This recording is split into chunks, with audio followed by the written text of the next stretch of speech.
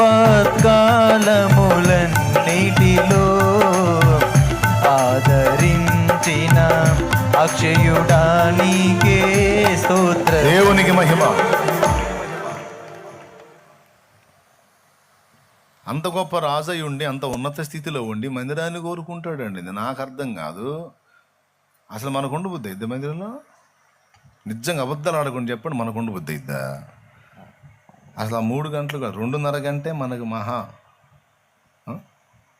గంట వాక్యం చెబితే స్తోత్రం.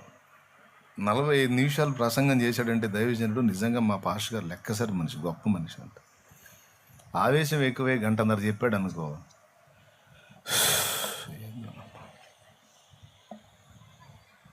పాస్టర్ గారికి ఈ మధ్య మైండ్ సరిగ్గా పని చేయట్లేదు. ఎన్ని గంటలు నడువులు పోతుంటే ఇక్కడ ఆయనకే నడువులు పోయి అల్లాడిపోతుంటే మేమేడ శుభ్రంగా కాతూ కూర్చో తినొస్తాడు, మనల్ని ఉపవాసం ఉంచుతాడు. నువ్వెందుకు తిన్నావంటే నాకు బాగాలేక తిన్నా అల్లే అంటాడు. మరి మనకేం బాగుందా? షుగర్లు, బీపీలు చెప్పిందే చెప్పి గాలి తోలినట్టే నమ్మ ప్రసంగం అప్పుడు ఏమేమి.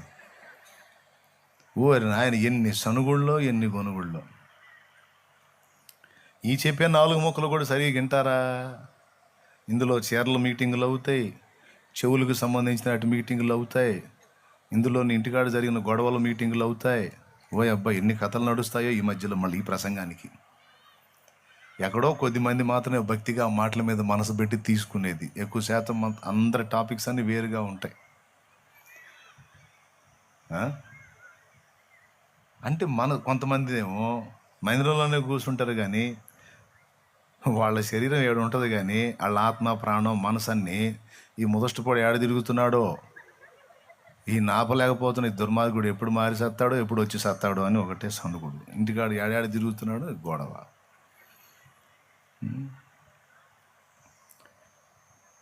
మళ్ళీ ఇక్కడ కూర్చొని పిల్లల గురించి ఒక ఆలోచన, భార్య గురించి ఆలోచన, భర్త గురించి పూర్తిగా కాన్సన్ట్రేషన్ పెట్టి దేవుని వాక్యం వినరు. ఇతను అంటాడు, నాకు ఏం వద్దు సార్, నాకు దేవుడు అవకాశం, ఈ బాధ్యతలు ఈ బంధాలు అనవసరంగా తగిలించుకున్నాను, కానీ నాకు ఇది కానీ లేకపోయినట్టయితే అయ్యా నా బతుకంతా అక్కడే ఉంటానయ్యా. నా బతుకంతా దేవుని సన్నిధే సన్నిధే సన్నిధే సన్నిధే. ఏం పాటలు పాడారండి భక్తులు. 1,000,000 ఐశ్వర్యం నన్ను వెదకి వచ్చిన నీకది సమమౌనా. 1,000,000 ఐశ్వర్యం నన్ను వెదకి వచ్చిన నీకది సమమౌనా. సంపద సిరి సంపద, సంపద సిరి పాడండియ్యా. కొట్టప్పుడే ఎగిరెగిరి పాడతారు. వాళ్ళు గొంతు బాగలేదు, పాడతారేమంటే ఏడో పాడుతున్నారు మయ్యలో. పాడండి అయ్యా.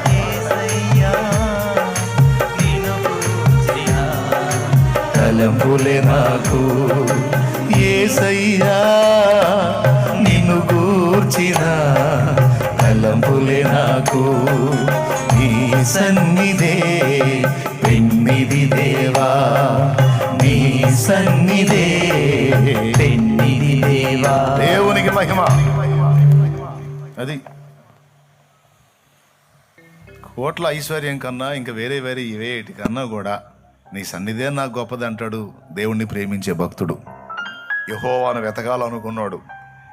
ఏ కొంచెం ఖాళీ దొరికినా సరే ఇళ్ళ దగ్గర ఉండరో. ఆ దీపాలు ఈ దీపాలు తలకింద దీపాలు పెట్టుకొని చూడరు. టీవీలలో తోడి కోడళ్ళు, సిరిమల్లి చెట్టు, చిన్న కోళ్ళు, పెద్ద కోళ్ళు, ఏంది ఎన్ని ఏం పెట్టు అండి.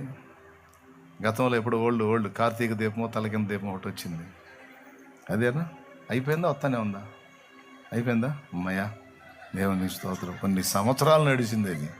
వీళ్ళు చూసే కొద్ది వాడు కథ రాసి పొడిగిస్తారు, రాస్తాము. అయిపోయి ఇక రకరకాలు ఏ వచ్చినాయి. న్యూస్ పేపర్ ఉంటాయని తెలిసి ఇప్పుడు అది కూడా చూడట్లా, ఖాళీ లేక.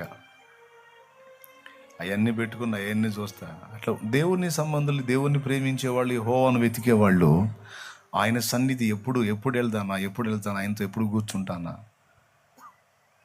ఆ మైండ్లో ఉంటారు. మీరు కూడా అలాంటి వాళ్ళని నేను అనుకుంటున్నాను. దేవుణ్ణి అలానే ప్రేమిస్తారని.